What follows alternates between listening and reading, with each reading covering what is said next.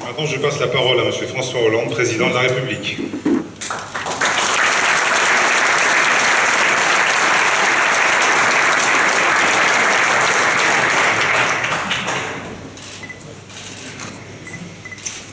Mesdames, Messieurs les ministres, Mesdames, Messieurs les parlementaires, Monsieur le Président du Conseil régional de Basse-Normandie, Monsieur le Président du Conseil régional de Bretagne, Mesdames et Messieurs représentant le département, à la fois celui ici de la Manche et également celui de l'Ille-et-Vilaine. Je veux également saluer le Président qui fait que nous avons pu être accueillis, c'est-à-dire le Centre des Monuments qui, grâce à Philippe Bellaval, connaît une dynamique particulièrement remarquable. Et puis, messieurs les maires et monsieur le maire du Mont-Saint-Michel, vous nous avez décrit votre commune. Ce n'est pas la plus grande de France, ni par sa population, ni par sa superficie, mais c'est la plus connue de France, avec Paris. Car vous avez ici un monument, un patrimoine, un site exceptionnel. Vous y habitez, mais vous en avez aussi la responsabilité. Vous devez lui garder, avec les élus qui vous accompagnent, et ils vous ont bien accompagné, son caractère singulier, unique au monde. Vous devez avoir la solidarité de l'État. Vous la réclamez. Vous n'êtes pas d'ailleurs le seul. Mais vous avez des raisons. Car c'est une immense fierté pour le Président de la République que de venir ici, au Mont-Saint-Michel. D'être saisi comme chacune et chacun d'entre vous, même après plusieurs visites, par la même émotion. Ce sentiment d'être habité par l'esprit qui anime ce lieu. Sans doute celui qui ont conduit les bâtisseurs à aller au-delà même des possibilités qui étaient laissées à l'œuvre humaine. L'esprit de tous ceux, toutes celles qui sont venus ici des siècles durant, s'imprégner de la magie de l'édifice de l'abbaye pour continuer leur chemin vers leur destinée. Ces générations successives qui ont fait que le Mont Saint-Michel était à la fois un but parfois inaccessible et en même temps une plénitude chaque fois que l'on pouvait y accéder. Fierté aussi parce que les aménagements qui y ont été faits, qui ont été rappelés par le président Beauvais et qui ont été décidés il y a plus de 20 ans et menés à bien grâce au travail de tous, au-delà des sensibilités, des alternances et des territoires, ces aménagements ont donné encore à ce lieu une possibilité d'accès, mais surtout un rétablissement de ce qu'il avait toujours été. Depuis 1300 ans, le travail des hommes a ici prolongé celui de la nature, en faisant grandir une abbaye aux confins de la Normandie et de la Bretagne pour s'élever le plus haut possible vers le ciel. Victor Hugo avait raison, c'est ici une pyramide naturelle coiffée d'une cathédrale. Le Mont Saint-Michel est l'un des plus hauts lieux de la spiritualité européenne. Et c'est aussi le sens de la participation de la Commission européenne aux travaux d'aménagement. L'un des plus célèbres sanctuaires de la chrétienté et un des monuments les plus visités au monde. Comme il a été, hélas, rappelé, le Mont Saint-Michel s'était lentement ensablé. Et si rien n'avait été fait et entrepris, cette île serait devenue une colline majestueuse, mais une colline. Il fallait donc redonner au Mont Saint-Michel son identité, son insularité. Un mont au milieu des flots, et c'était la raison qui justifiait ma présence aujourd'hui, après l'ensemble des aménagements. C'est ici, sur cette baie, que les moines bénédictins avaient bâti l'abbaye au 8e siècle. Et l'horizon des moines, c'était la mer. Au gré des marées, le mont était immergé ou accessible. Et la force du lieu, du site, vient de là. L'ambition spirituelle des hommes s'y mesure sans cesse à la puissance naturelle des éléments. Au fil des siècles, l'embouchure du Couesnon s'était envasée. Le sable argenté qui nous entoure avait dévoré la baie, et la construction de polders nécessaires à l'élevage, et nous avons rappelé cette dimension-là aussi du site, avait accéléré ce mouvement, comme le développement du tourisme, avec depuis 1879 une digue-route qui rattachait le mont au continent. Comme le disait Flaubert, le mont était un désert dont la mer s'était retirée. En 1983, le chantier de destruction de la digue submersible de la Roche-Taurin fut engagé pour réduire l'ensablement, ce qui vous valut la visite à l'époque de François Mitterrand, qui garda de ce passage au Mont-Saint-Michel tel souvenir qu'il y revint. Sans doute pour déguster l'omelette, mais pas seulement. Aussi pour s'imprégner de spiritualité. Quand il a, à la fin de sa vie, qui était aussi pour lui la fin de sa vie politique, il avait évoqué la force de l'esprit. Et cette formule de la force de l'esprit, ce qu'il voulait traduire, il l'avait également exprimé ici, en venant au Mont-Saint-Michel. Comme si cette idée, cette dimension le taraudait déjà. Et parce qu'il avait sans doute au Mont-Saint-Michel saisi ce que signifiait l'apport spirituel d'un lieu, d'un monument, et le recueillement de celles et de ceux qui le visitaient. Il était venu dire que l'homme devait venir au secours de la nature pour réparer ce qu'il avait lui-même contribué à détruire. Cet enseignement vaut également pour la conférence sur le climat. Obliger l'homme à réparer ce qu'il a, à travers les décennies qui viennent de s'écouler, altéré. Et l'obliger à penser plus loin que la génération présente. Aller jusqu'au bout d'un engagement dont il ne verra jamais la fin. C'est la noblesse de l'action collective, de l'action politique. Ne pas simplement être dans la gestion des moments, des instants, mais être capable de regarder plus loin, au-delà de sa propre vie. Alors, il avait eu avec les élus, et certains sont encore ici présents, la volonté d'interrompre la progression des hectares d'herbus en protégeant les grèves autour du mont. Il s'agissait de permettre à la baie de retrouver ses équilibres naturels par le libre jeu des marais, tout en facilitant l'accès à pied au Mont-Saint-Michel. Mais entre la formulation d'une idée et sa traduction dans un projet administratif, il faut déjà du temps, 10 ans. Et donc c'est en 1995 que s'est constitué le syndicat mixte de la baie du Mont-Saint-Michel, dont on a rappelé ici qui en avait été président et membre. En 18 ans, 185 millions d'euros ont été mobilisés. 21 millions par l'Europe, on les avait rappelés. Mais également par les collectivités et par l'État.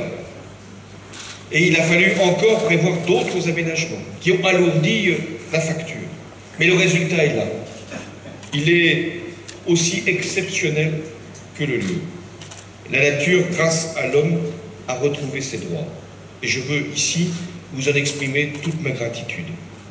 Ce succès, car c'est un succès, est d'abord celui des collectivités locales, de la commune du Mont-Saint-Michel.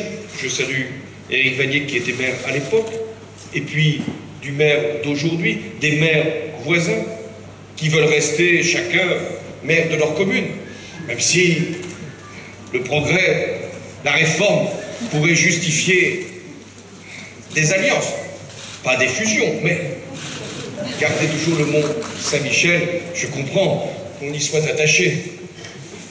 Mais c'est grâce à vous, les maires, qui avez accepté aussi un certain nombre de contraintes. Et ce n'était pas facile. Je ne veux pas revenir sur des épisodes que chacun a à l'esprit le parking.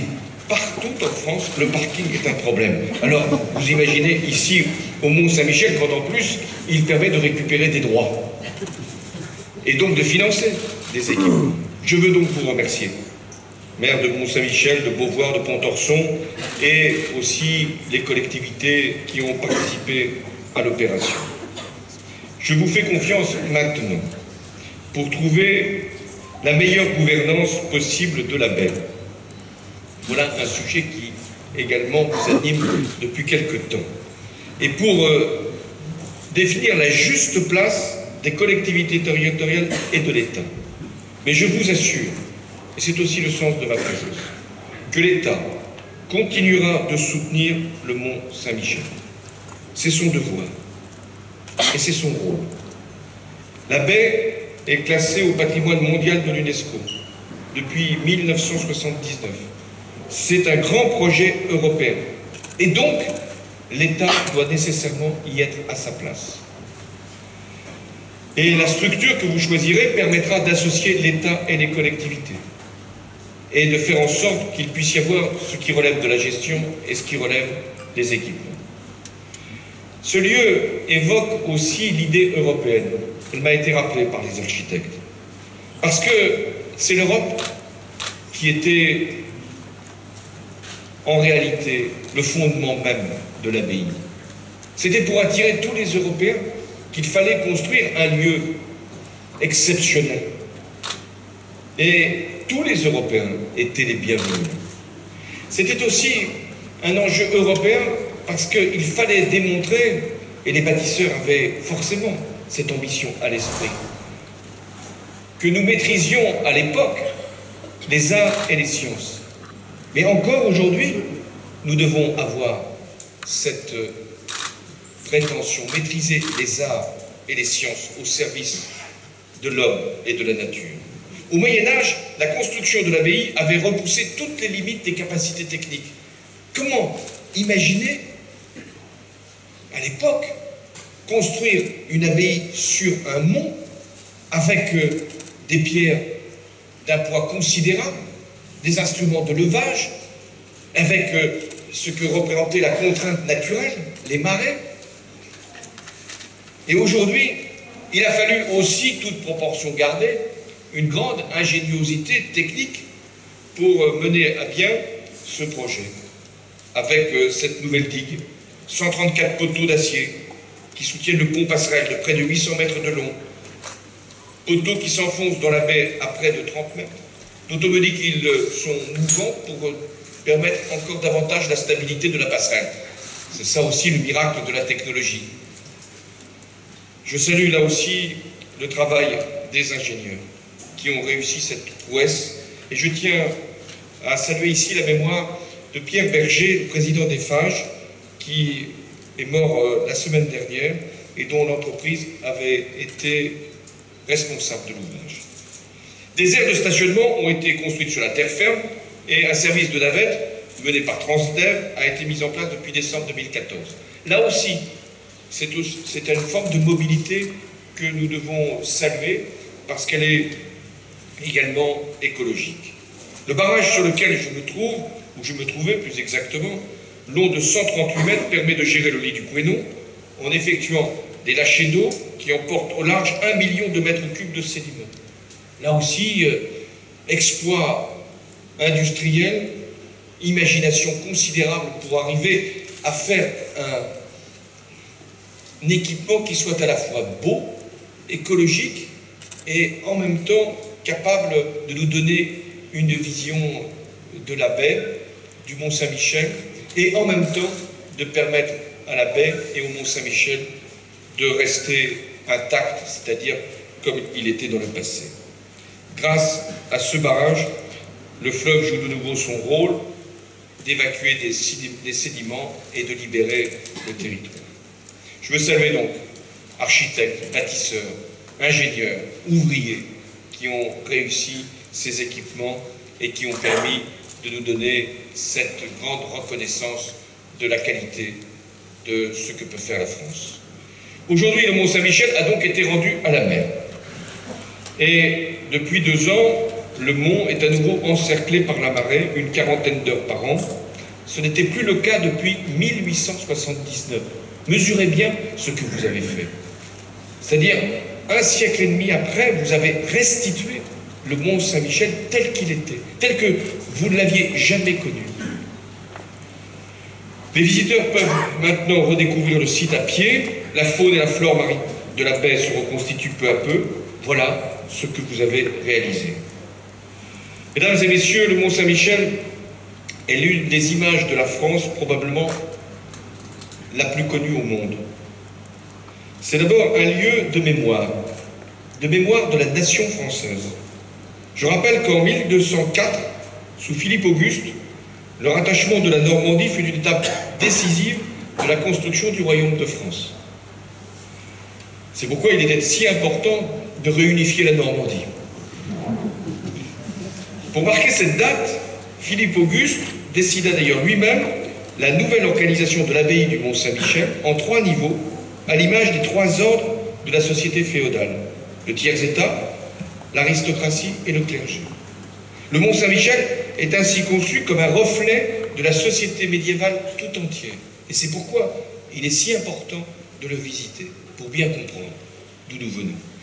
Le Mont Saint-Michel est ensuite un lieu de mémoire, une forme d'esprit de résistance. Les fortifications, le Châtelet, la Tour-Boucle permirent au Mont de demeurer la seule place normande fidèle au roi de France pendant la guerre de Cent Ans. Le Mont Saint-Michel ne fut pas seulement une grande abbaye bénédictine, ce fut aussi l'une des plus grandes bibliothèques de l'Occident médiéval. Un lieu de prière, un lieu d'étude, une cité des livres où fut inventée la lettrine normande, chef-d'œuvre absolu de l'art médiéval. Dès le Moyen-Âge, on a appelé le Mont Saint-Michel la merveille. L'abbaye est le seul monument français où toute l'évolution architecturale française se donne à voir du 8e siècle à l'époque moderne sans aucune interruption. Voilà ce que vous avez devant vous. Le Mont Saint-Michel est enfin un lieu de mémoire de notre histoire politique. Je ne parle pas de la vôtre pour arriver à permettre à ces aménagements de voir le jour. Non, je parle de la grande histoire, de notre histoire, de la belle histoire, de la tumultueuse histoire de la France. La période religieuse de l'abbaye s'est en effet arrêtée avec la Révolution française. Le 16 mai 1793, elle est transformée en prison. Sous la monarchie de Juillet, ces geôles ont accueilli des républicains irréductibles, Barbès et Blanqui. Les pierres du Mont Saint-Michel forment la richesse de l'héritage français, puisque nous sommes finalement les légataires de l'Ancien Régime et de la Révolution, de la France hexagonale et de l'Empire français, des cathédrales et des philosophes. La France est faite de toutes ces histoires, de notre histoire. Ce que nous dit le Mont Saint-Michel, c'est que les Français ont la capacité, s'ils savent se rassembler, s'ils savent comprendre ce qu'est la leçon de l'histoire, de se mesurer à tous les éléments, aux éléments naturels, les marais, les vents, mais aussi au tumulte, aux épreuves, aux difficultés, pour montrer au monde notre capacité, notre ingéniosité. Et ceux qui doutent, il y en a toujours, de notre force, de celle de la France, qu'ils viennent au Mont Saint-Michel. Aujourd'hui, avec ce qui s'est fait encore grâce à vous, qu'ils viennent au Mont Saint-Michel, pour être justement touchés par cet esprit-là, et de se dire que ce que les générations précédentes ont été capables de faire, nous sommes de taille à pouvoir aussi le réaliser. Le Mont Saint-Michel, c'est une image vivante, ce n'est pas une image figée. La force de la France n'est pas dans la reproduction du passé, ni même dans un regard nostalgique sur notre histoire. Lorsque les hommes ici ont bâti une abbaye, vous pensez qu'ils regardaient vers le passé? Non, ils regardaient vers le futur. Ils voulaient laisser une trace, ils voulaient montrer ce qu'ils étaient capables de faire aux générations futures. Beaucoup n'ont pas vu l'accomplissement, là encore, de leur œuvre, mais ils voulaient agir, ils regardaient vers l'avenir. Et c'est cette image-là qu'on doit également garder dans notre mémoire. La France, elle a un patrimoine exceptionnel, mais elle n'est pas un musée. C'est un pays qui crée, invente avance, et ce qui fait que nous sommes la première destination touristique au monde, et grâce au Mont-Saint-Michel en particulier, puisque le tourisme au Mont-Saint-Michel s'est développé dès le 19e siècle. Je crois même qu'en 1865, à l'époque, l'évêque Monseigneur Bravard fit publier le premier guide livré du visiteur du Mont-Saint-Michel. C'était le premier produit touristique qui a été créé en France. Maintenant, nous avons fait beaucoup de progrès. Ça ne passe pas par les livrets seulement. Mais c'était très important que l'on sache que c'est au Mont-Saint-Michel, d'une certaine façon, qu'est née l'histoire aussi du tourisme. Nous avons voulu faire du tourisme une priorité nationale. Laurent Fabius en a pris la responsabilité et a donné à cette ambition une portée particulière. Et moi, j'ai élevé cette volonté de donner à la France, par le tourisme, capacité à créer de l'emploi et de l'activité. J'ai voulu en faire une grande cause nationale. Une belle ambition, mais qui exige des investissements. Et ça, il faut aussi le comprendre. On ne peut pas penser que les touristes vont venir simplement parce que c'est beau, parce que c'est grand, parce que c'est majestueux. Il faut les accompagner, il faut les encadrer, il faut leur proposer des produits. Et c'est tout le sens des investissements qu'il faut réaliser. La Caisse des dépôts va, elle en a pris l'engagement, dégager 1 milliard d'euros sur 5 ans pour accompagner les investisseurs dans le secteur du tourisme.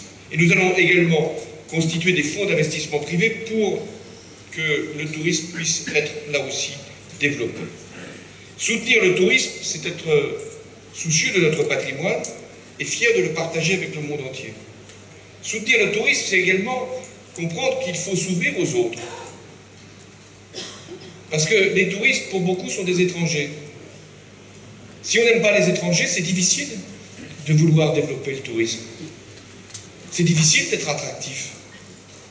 Si on veut protéger ces frontières, ça sera nécessaire si nous sommes menacés. Mais nous ne sommes pas menacés par les touristes, par les visiteurs. Et s'ils ne voient pas dans notre pays une grande nation ouverte, ils se détourneront nécessairement. Je souhaite que nous puissions atteindre en 2020, ce n'est pas si loin, 100 millions de touristes en France. Et c'est possible, compte tenu de ce que l'on sait des pays émergents. Je serai demain en Chine. C'est un pays qui va connaître, là aussi, grâce aux classes moyennes qui vont bientôt composer l'essentiel de ce pays, une grande activité touristique en Chine, mais également de nombreux voyages dans le monde et notamment en France. Il faut saisir cette opportunité. Et vous l'avez parfaitement compris. La région Basse-Normandie, demain Normandie, la région Bretagne, vous avez parfaitement compris quel était l'enjeu. Et d'avoir multiplié les équipements, les investissements, les infrastructures, d'avoir donné aussi à nos professionnels les moyens d'agir, de les avoir accompagnés financièrement, d'avoir créé des produits, d'avoir suscité aussi, nous sommes dans un lieu de ce point de vue-là remarquable, cité du tourisme, pour que justement les visiteurs ne soient pas livrés à eux-mêmes. Il va falloir, et vous y êtes prêts, rénover les équipements touristiques ici, hôteliers, de manière à ce que nous puissions accueillir encore davantage. Voilà ce que j'étais venu vous dire ici. Mais c'est un plaisir que vous m'avez donné, grand plaisir, de venir au Mont-Saint-Michel. Comme beaucoup de pères de famille, j'étais venu avec mes enfants, il y a quelques années. Et j'avais connu le parking. Et j'y avais acquitté ma redevance. Et je pense que beaucoup de familles, celles que j'ai rencontrées tout au long de ce parcours, vont avoir dans leur mémoire familiale, mais aussi dans la mémoire de chaque enfant, ce souvenir du Mont-Saint-Michel, qui va rester très longtemps. Et puis ensuite, quand ces enfants grandiront, ils emmèneront aussi leur propre progéniture vers le Mont-Saint-Michel, non pas comme une corvée, mais comme une élévation. Et grâce à vous, comme un plaisir, celui que j'ai ressenti encore aujourd'hui. Sur la tapisserie de Bayeux, on distingue le Mont-Saint-Michel. Voilà, là encore, ce que l'histoire nous laisse. La culture, les arts. Et depuis cette tapisserie, le Mont-Saint-Michel est toujours là, Il a résisté à tout, à 12 incendies, aux invasions, à la mer. Et la statue de Saint-Michel contemple ainsi 13 siècles d'histoire. Le mont Saint-Michel, c'est un lieu symbole de la Normandie, mais c'est aussi le lien avec la Bretagne, indissociable, qui ne revendique rien, mais qui est là. Parce qu'elle ne veut pas partager, mais elle a aussi les bénéfices du mont Saint-Michel. Parce que finalement, les visiteurs qui viennent ici savent qu'ils sont en Normandie, mais en même temps tout près de la Bretagne. Et c'est ainsi l'ouest de la France qui se trouve réuni. Mais c'est aussi une merveille de toute la France et de l'Europe. C'est un élément magnifique du patrimoine mondial de l'humanité. Et c'est la leçon spirituelle que je voulais une fois encore évoquer. Proposer au genre humain des œuvres dont la beauté, l'ampleur, la prouesse continueront d'inspirer et d'attirer. Voilà ce qu'avaient voulu faire les bâtisseurs. Voilà d'une certaine façon ce que vous avez prolongé. Laisser une œuvre humaine à travers un site exceptionnel et permettre la transmission, faire que, au-delà de l'immédiat, de l'instantané, de ce que le présent exige, vous soyez capables, comme nous tous, de nous élever, de nous donner de la profondeur, de nous donner un espace et du temps, faire que nous puissions nous inscrire à notre tour sur le long chemin de l'humanité, en sachant y apporter chacun à sa façon, chacun dans sa responsabilité, sa pierre, y mettre sa main, y donner aussi son esprit. Voilà la leçon du mont Saint-Michel, être capable de traverser le temps, de se donner une ambition qui va au-delà de nous-mêmes et de pouvoir ainsi faire nous aussi œuvre humaine. La magie du mont Saint-Michel, c'est qu'il est à la fois un lieu de passage et de rencontre, un lieu de mémoire de la France et d'ouverture au monde. Il incarne le rêve français, le rêve comme celui de rendre le mont Saint-Michel à la mer, celui que vous avez eu. Voilà, le rêve est réalisé, le rêve est accompli. Alors, il en a inspiré d'autres, ce rêve, cette promesse, cette volonté. Car aussitôt accompli, il y a encore tant de choses à faire. Et c'est ce que nous dit le mont Saint-Michel. C'est que rien n'est arrêté, que tout se poursuit et que tout est fidèle au passé, tout en étant capable d'inventer l'avenir. Merci.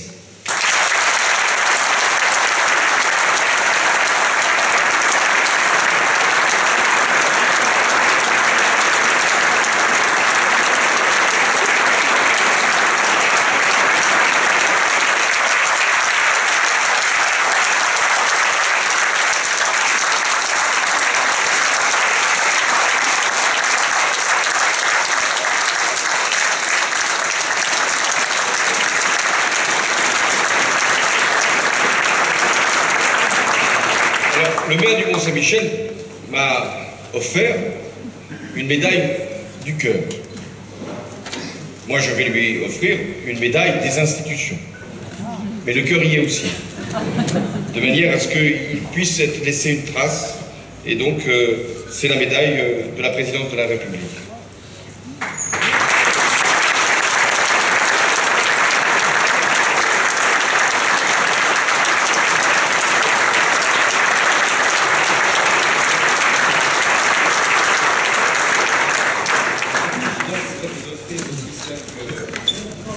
Quelques cadeaux, quelques souvenirs.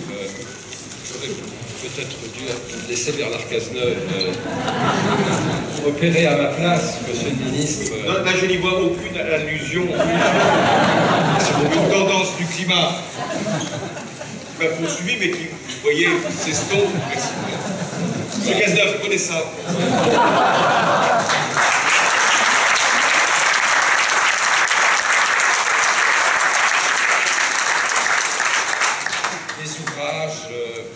D'ailleurs, je vois que l'un d'entre eux a déjà été remis, mais je veux simplement insister plus particulièrement sur celui-ci. On a parlé tout à l'heure de la digue du chemin de fer qui traversait le long. Eh bien, en détruisant cette digue, on a retrouvé les anciens éléments de ce chemin de fer, et en voici un que j'ai le plaisir de vous offrir. Et la reproduction de cette carte postale illustre ce train qui reliait le continent Mont-Saint-Michel. Merci beaucoup. Merci bien.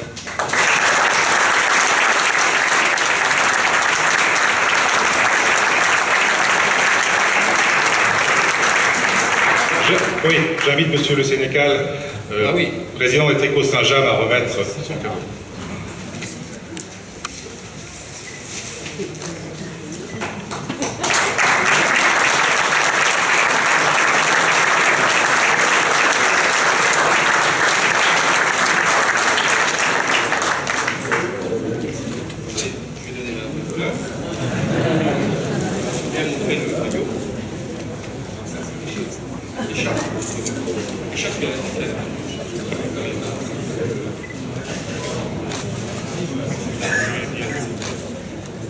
Monsieur le Président de la République, à quelques encablures du Mont-Saint-Michel, se trouve une très belle entreprise, les Tricots Saint-James, qui existe depuis 1889.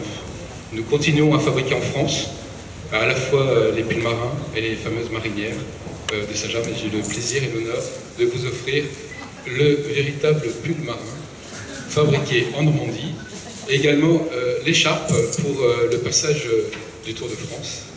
Voilà.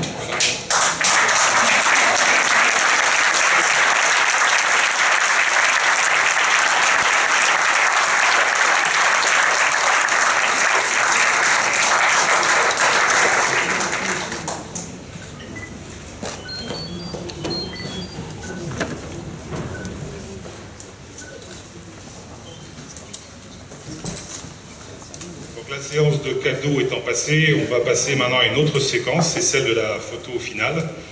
Donc le temps qu'on démonte le pupitre qui va nous gêner un petit peu. Donc cette photo finale, je vais appeler les différents élus qui ont participé au geste inaugural sur le barrage. J'attends 2 petites secondes.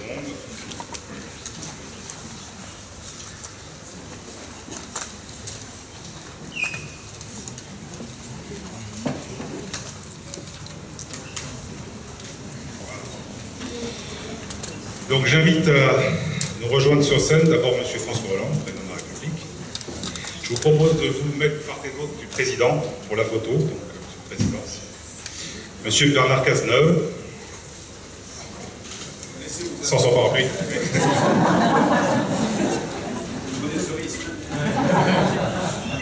Madame Fleur Pellerin,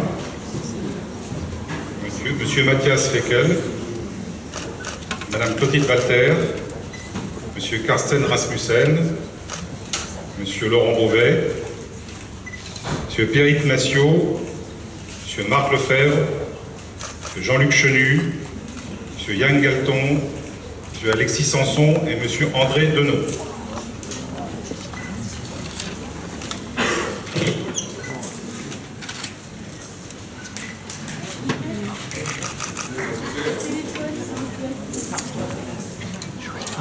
C'est dedans.